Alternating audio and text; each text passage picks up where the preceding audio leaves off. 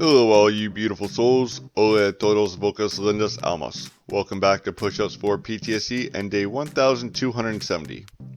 Another day, another scope of my reducing hairline. Also another day where I find myself rather perturbed, rather peeved off at something I heard today. It was on one of the oldest forms of social media. Some of you may have heard of it. It's called the radio.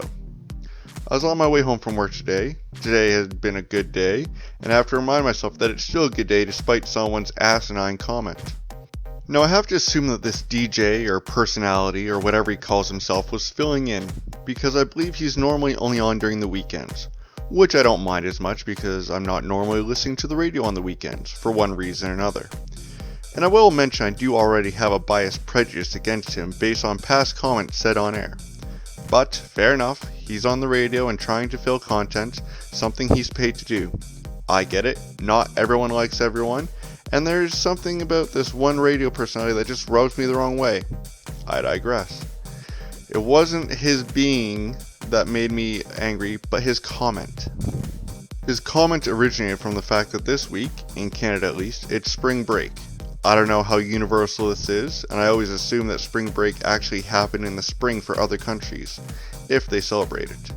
Irregardless, he mentions a poll that the radio company took about what families do during their spring break, and a majority of the parents that responded mentioned that they put their kids in daycare, to which this individual goes on about how that's not much of a break.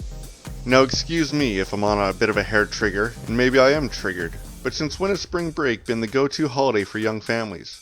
Since when have parents needed to try to find time off of work from a company that probably won't give them the additional time, additional funds just for a short while after Christmas, and drop everything they need to do all in order to provide a week of wonder and amazement?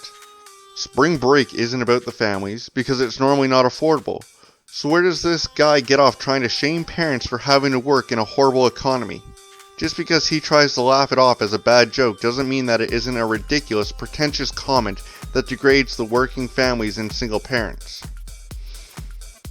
Anyways, I certainly hope everyone else's spring break is going well, if it is spring break for you. Otherwise, I hope you're having a great week regardless. Take care of yourselves, and thank you for surviving.